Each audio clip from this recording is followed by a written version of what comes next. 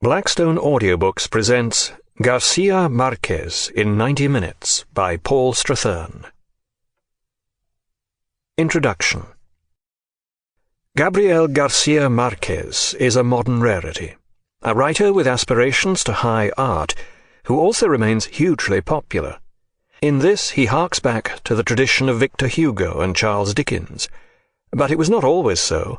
Though a long early years of struggle during which García Márquez lived in exile from his native Colombia, supporting himself largely by journalism. By the age of 39 he had published a number of novels and short stories which had gained him a growing literary reputation. Along the way he had even picked up the Colombian Eso Literary Prize. But none of this indicated the storm that would break with the publication in 1967 of Cien Años de Soledad, 100 Years of Solitude. The publishers, Editoria Sudamericana of Buenos Aires, printed a first edition of 8,000 copies for distribution throughout Latin America, a respectable print run for an established literary author. To their astonishment, this sold out within a week, before it was even available in the bookshops. At newsstands and subway kiosks, Cien Años de Soledad was seemingly being snapped up by anyone who had ever read a book. From taxi drivers to nurses, from students to civil servants, people were immersing themselves in the fantastic history of García Márquez's imaginary city of Macondo and its founding family, the Buendías, good day.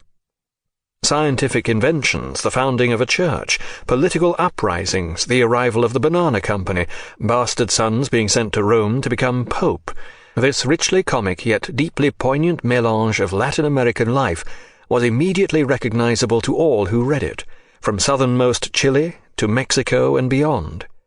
It quickly became a bestseller throughout the continent, almost immediately achieving classic literary status as well.